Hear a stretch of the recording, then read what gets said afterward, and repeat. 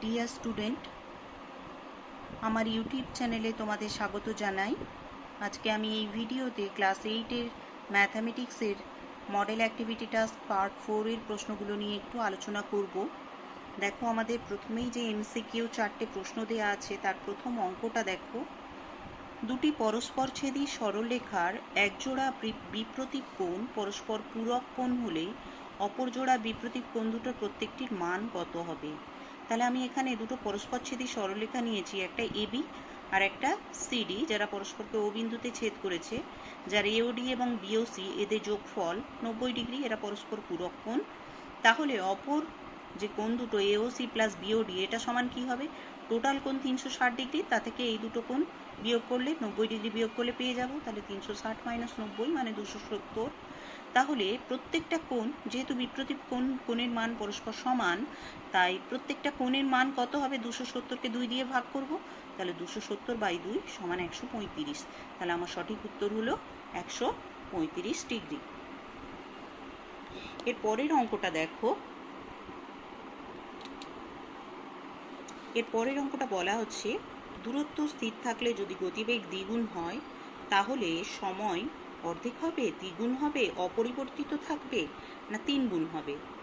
তাহলে আমি দূরত্বকে যদি এস এবং গতিবেগকে যদি ভি এবং সময়কে যদি টি দ্বারা রিপ্রেজেন্ট করি, তাহলে আমরা জানি দূরত্ব সমান গতিবেগ ইন্টু সময়, অর্থাৎ এস সমান ভি ইন্টু টি। এবার দূরত্ব স্থির থাকলো, অর্থাৎ দূরত্ব একই থাকলো, এস থাকলো, কিন্তু এখানে গতিবেগ দ্বিগুণ হয়ে গেল, অর্থাৎ ভি এর জায়গায় এখন কি বসবে? 2v। তাহলে সময় কত হবে? সময় ধরলাম t1। তাহলে দেখো, এখানে এস এর মান যা, এখানে এস এর জায়গায় সেই মানটা বসাতে পারি।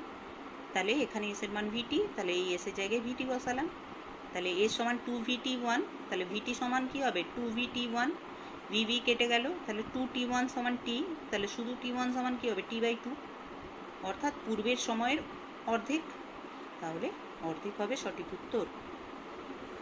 এরপরে দেখো, পরের যে এমসিকিউটা দেওয়া আছে, 20 জন একটি কাজ 8 দিনে করে, 10 জন ওই কাজটির হাফ অংশ করবে কত দিনে? 32 দিনে, 8 দিনে, 10 দিনে, না 2 দিনে? তাহলে আমরা ত্রৈরাশিকটা ওই নিয়মে সলভ করেছি। দেখো, 20 জন লোক এক অংশ কাজ করে 8 দিনে, একজন লোক এক অংশ কাজ করবে কত দিনে? একজন লোক ওই এক অংশ কাজ করতে গেলে অনেক দিন সময় লাগবে, তাহলে গুণ করতে হবে। তাহলে 8 ইন্টু 20, তাহলে 8 ইন্টু 20। তাহলে 10 জন লোক এক অংশ কাজ করবে, নিশ্চয়ই এবারে কম দিন সময় লাগবে। 10 জন লোকের পক্ষে এক অংশ কাজ করতে অপেক্ষাকৃত কম দিন সময় লাগবে, তাহলে 10 ভাগ হয়ে যাবে, তাহলে 8 ইন্টু 20/10। সিমিলারলি 10 জন লোক হাফ অংশ কাজ করবে কি হবে? 8 ইন্টু 20 ইন্টু 1/10 ইন্টু 2, কাটাকাটি করলে আমরা পাচ্ছি 8 দিনে। তাহলে আমরা সঠিক উত্তর পেলাম বি, 8 দিনে। লাস্ট যে আমার এমসিকিউ, 80 টাকার 5% সমান কত টাকা? 400 টাকা, 16 টাকা, 4 টাকা, না 400%? তাহলে 80 টাকার 5%, অর্থাৎ 80 ইন্টু 5-এর 100, 5% মানে 5-এর 100, তাহলে 80 ইন্টু 5-এর 100, কাটাকাটি করলে কত পাই? 4 টাকা। তাহলে 4 টাকা সি হলো আমার সঠিক উত্তর। তাহলে সি অপশানটা সঠিক।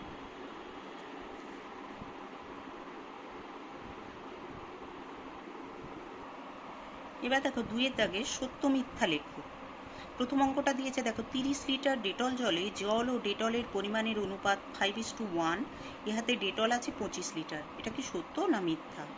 তাহলে ডেটল কতটা আছে সেটা বের করতে গেলে আমাকে ডেটলের আনুপাতিক ভাগাহার করতে হবে, তাকে 30 দিয়ে গুণ করতে হবে। তাহলে ডেটলের আনুপাতিক ভাগাহার কত হবে? 1/5 + 1, অর্থাৎ 1/6। তাহলে ডেটল আছে কত? তাহলে 1/6 ইন্টু 30। তাহলে দেখো 30 ইন্টু 1/6, কাটাকাটি করলে কত পাই? 5 লিটার। কিন্তু আমার এখানে দেওয়া আছে কত? 25 লিটার। তাহলে এটা নিশ্চয়ই মিথ্যা। তাহলে এই বিবৃতিটা মিথ্যা। এবার দেখো এই অঙ্কটা, 27x³ - 343y³ সংখ্যামালাটি 3x - 7y দ্বারা বিভাজ্য। এটা কি সত্য না মিথ্যা? এখানে আমরা ভাগ করেছি, ভাগটা তোমরা দেখে নেবে। দেখো ভাগটা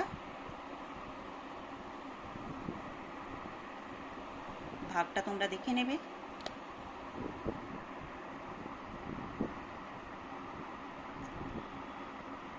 ভাগটা আমি তোমাদের দেখানোর চেষ্টা করেছি। দেখো ভাগটা তোমরা দেখে নেবে, এখানে কোনো ভাগশেষ নেই, তার মানে এই সংখ্যামালাটা এই দ্বারা বিভাজ্য, তাহলে এটা সত্য।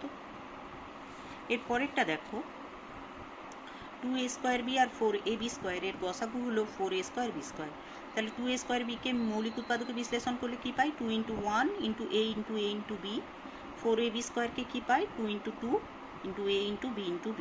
তাহলে এখান থেকে গসাগু কত পেলাম? 2। এখান থেকে গসাগু পেলাম a, এখান থেকে গসাগু পেলাম b, তাহলে গসাগু পেলাম 2ab। কিন্তু এখানে দেওয়া আছে এটা 4a²b², তাহলে এটা হলো মিথ্যা। 2xb/4x² এর লঘিষ্ঠ আকারে প্রকাশ করলে হবে b/2x। তাহলে 2xb/4x² কাটাকাটি করো, 2 2 4, এই x একটা x কাটলো, তাহলে উপরে পড়ে রইল b আর নিচে পড়ে রইল 2x, তাহলে b/2x, তাহলে b/2xই আছে, তার মানে এটা সত্য। আমার যে সংক্ষিপ্ত উত্তরধর্মী প্রশ্ন দিয়েছে, দেখো একটা চিত্র এবিসি দিয়েছে যার এবি সমান এসি, বিএসি কোণ 70 ডিগ্রি, এবিসি আর এসিবি কোণের মান নির্ণয় করতে বলেছে। তাহলে আগে তোমরা চিত্রটা আঁকবে এবিসি যার বিএসি কোণ 70 ডিগ্রি আর এবি সমান এসি। আমরা জানি এবি সমান এসি বাহু হলে এই বাহুগুলোর বিপরীত কোণগুলো পরস্পর সমান হবে, অর্থাৎ এবিসি বাহুর বিপরীত কোণ এসিবি, এসি বাহুর বিপরীত কোণ কে? এবিসি। তাহলে এবিসি সমান এসিবি হবে, তাহলে এবি সমান এসি হলে এবিসি সমান এসিবি হবে। এবারে আমরা জানি ত্রিভুজের তিনটি কোণের মান কত ডিগ্রি? 180 ডিগ্রি। তাহলে এই দুটো কোণের যোগফল কত হবে? এবিসি প্লাস এসিবি সমান 180 মাইনাস এইটা 70, তাহলে 180 মাইনাস 70। তাহলে এবিসি এসিবির মান কত? এবিসি, এসিবির জায়গায় আমরা এবিসি লিখতে পারি, তাহলে এবিসি প্লাস এসিবির জায়গায় এবিসি লিখলাম, তাহলে এবিসি প্লাস এবিসি সমান কত? 180 মাইনাস 70 মানে 110 ডিগ্রি।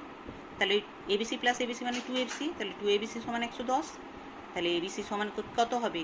110/2 মানে 55 ডিগ্রি। এবারে এবিসির মান হচ্ছে এসিবির মানের সাথে সমান, তাহলে এসিবির মান যা হবে এবিসির মান তাই হবে, তাহলে এবিসির মান যদি 55 হয় এসিবির মানও 55 হবে, তাহলে এসিবি সমান এবিসি সমান 55 ডিগ্রি। তাহলে এই অঙ্কটা হয়ে গেল। এরপরে পরের অঙ্কটা দেখো, পরের অঙ্কটাই বলা আছে দুটি সমান মাপের কৌটোয় মিশ্র চায়ে আসাম চা ও দার্জিলিং চায়ের পরিমাণের অনুপাত যথাক্রমে 5:18 এবং 2:3, কোন কৌটোয় আসাম চায়ের পরিমাণ বেশি আছে? তাহলে আসাম চায়ের পরিমাণ কাতে বেশি আছে সেটা করতে গেলে আমাকে দুটো কৌটোয় আসাম চায়ের আনুপাতিক ভাগ হারটা আগে বের করে নিতে হবে, ঠিক আছে? তাহলে দেখো আমরা প্রথম কৌটোয় আসাম চা দার্জিলিং চায়ের পরিমাণের অনুপাত 5:18 দেওয়া আছে, দ্বিতীয় কৌটোয় আসাম চা ও দার্জিলিং চায়ের পরিমাণের অনুপাত দেওয়া আছে 2:3। তাহলে আমরা আনুপাতিক ভাগহার বের করেছি। দেখো প্রথম কৌটোয় আসাম চায়ের আনুপাতিক ভাগহার 5:18 ছিল, তাহলে আসাম চায়ের আনুপাতিক ভাগহার কত হবে? 5 বাই টোটালটা 5 + 18 অর্থাৎ 5-23। আর দ্বিতীয় কৌটোয় আসাম চায়ের আনুপাতিক ভাগহার কত? 2:3 ছিল, তাহলে 2/2 + 3, তাহলে 2/2 + 3, ঠিক আছে? তার মানে 2/5, অর্থাৎ 23 ভাগ যদি টোটাল চা থাকে, আসাম চা দার্জিলিং চা মিলিয়ে যদি টোটাল 23 ভাগ চা থাকে, তার মধ্যে আসাম চা আছে 5 ভাগ প্রথম কৌটোতে, আর দ্বিতীয় কৌটোতে 5 ভাগ যদি টোটাল চা থাকে, আসাম চা দার্জিলিং চা মিলিয়ে টোটাল চা থাকে যদি 5 ভাগ, তার মধ্যে আসাম চা থাকবে 2 ভাগ। তাহলে এবারে কোন কৌটোয় আসাম চাটা বেশি পরিমাণে আছে সেটা করতে গেলে আমাকে কি করতে হবে? তাহলে হরকে সমান আনতে হবে, হরকে সমান সংখ্যায় আনতে হবে, সমান ডিজিটে আনতে হবে। আমরা জানি যে কোনো ভগ্নাংশকে কোনটা বড় কি করে আমরা বের করি না, তার হরকে প্রথমে কি করি? তো হরকে সমান করি, হরকে সমান করার পর দেখব যে ভগ্নাংশের লব বেশি সেই ভগ্নাংশটাই বড়, ঠিক আছে? তাহলে আমরা সেটাই করব। দেখো 5-23 আর 2-5, তাহলে 23 আর 5-এর লসাগু করব। 23 আর 5 যেহেতু পরস্পর মৌলিক সংখ্যা, তাহলে তার লসাগুটা কি হবে? দুটো রাশির গুণফল হবে, তা দুটো সংখ্যার গুণফল অর্থাৎ 23 × 5। তাহলে 5-এর 23কে কি করতে হবে? 23 × 5, 23 × 5 মানে 115। যেহেতু হরকে আমরা 5 দিয়ে গুণ করছি, লবকেও আমাকে কি করতে হবে? 5 দিয়ে গুণ করতে হবে। তাহলে লবটা পেয়ে গেলাম 5×5 = 25, আর হরটা পেলাম 23 × 5 মানে 115। এইটাতে তাহলে কি করতে হবে? দেখো 5 × 23 তবে 115, তাই তো? 5 × 23, তাহলে এই 23কে লবকে 23 দিয়ে গুণ করতে হবে। এখানে 115 পেতে গেলে আমাকে কি করতে হবে? 5কে 23 দিয়ে গুণ করতে হবে, তাহলে হরকে যদি 5কে 23 দিয়ে গুণ করি তাহলে লবকেও 23 দিয়ে গুণ করতে হবে। তাহলে লব কত আছে 2, তাহলে 2 × 23, 2 × 23 মানে কত 46। তাহলে আমরা এখানে দেখতে পাচ্ছি 115 ভাগ চায়ের মধ্যে আসাম চা আছে 25 ভাগ, এখানে দেখতে পাচ্ছি 115 ভাগ চায়ের মধ্যে আসাম চা আছে 46 ভাগ। তাহলে যেহেতু 46/115 গ্রেটার দেন 25/115, 46/115 গ্রেটার দেন এটা থেকে বড়, এটার থেকে এটা বড়, তার মানে 2 এর 5 5-এর 23-এর থেকে বড়, অর্থাৎ 2 এর 5 গ্রেটার দেন 5-এর 23। তাহলে 2 এর 5টা কোন কৌটোই আছে? দ্বিতীয় কৌটোই। সুতরাং দ্বিতীয় কৌটোয় আসাম চায়ের পরিমাণ বেশি আছে। তাহলে আমরা পেয়ে গেলাম দ্বিতীয় কৌটোয় আসাম চায়ের পরিমাণ বেশি আছে। এবারে আমাদের শেষে একটা উপপাদ্য দেওয়া আছে, আমরা এই উপপাদ্যটা একটু করে নেব। দেখো উপপাদ্যে বলা আছে যে যুক্তি দিয়ে প্রমাণ করো যে একটি ত্রিভুজের দুটি কোণের পরিমাপ যদি সমান হয় তাহলে তাদের বিপরীত বাহুগুলোর দৈর্ঘ্য সমান হবে। তাহলে আমরা প্রথমে চিত্রটা আঁকবো। এবিসি একটা ত্রিভুজ যার দুটো কোণের মান সমান, অর্থাৎ এবিসি সমান এসিবি। তাহলে ত্রিভুজ এবিসি এর কি প্রদত্ত কি দেয়া আছে? ত্রিভুজ এবিসি এর এবিসি কোণের মান এসিবি কোণের মানের সঙ্গে সমান।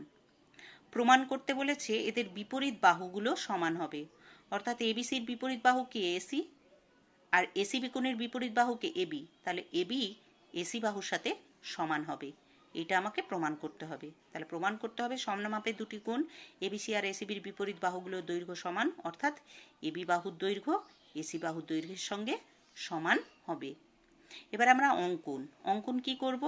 অঙ্কন হচ্ছে দেখো বিএসি এই কোণটার একটা সমদ্বিখণ্ডক আঁকবো, যে সমদ্বিখণ্ডকটার নাম দিলাম এডি। তাহলে দেখো বিএসি এর সমদ্বিখণ্ডক এডি অঙ্কন করলাম, যা বিসি বাহুকে ডি বিন্দুতে ছেদ করেছে। দেখো বিসি বাহুকে ডি বিন্দুতে ছেদ করেছে সমদ্বিখণ্ডকটা। এবারে তাহলে দেখো এই সমদ্বিখণ্ডকটা আঁকার ফলে মূল ত্রিভুজটা দুটো ত্রিভুজে বিভক্ত হয়ে গেছে। একটা ত্রিভুজের নাম এবিডি আর একটা ত্রিভুজের নাম এসিডি। তাহলে এই ত্রিভুজ দুটোর মধ্যে আমি সর্বসমতাটা প্রমাণ করব। তাহলে এবার আমার উপপাদ্যটা প্রমাণে আসছি। তাহলে আমরা দুটো ত্রিভুজ পেলাম, একটা এবিডি আর একটা এসিডি। তাহলে ত্রিভুজ এবিডি আর ত্রিভুজ এসিডির মধ্যে কি কি সমান আছে দেখো। এই কোণটা, এই এবিডি ত্রিভুজের এই কোণটা এসিডি ত্রিভুজের এই কোণটার সাথে সমান। আমরা দেখেছি দেখো দেয়া আছে কি এবিসি সমান এসিবি, কিন্তু যেহেতু আমরা এই ছোট ত্রিভুজটা বেছেছি, দুটো ছোট ত্রিভুজ বেছেছি, তাই এবিসি না বলে আমরা কি বলবো এবিডি। এই এবিসি কোণের আরেকটা নাম এবিডি বলতে পারি তো।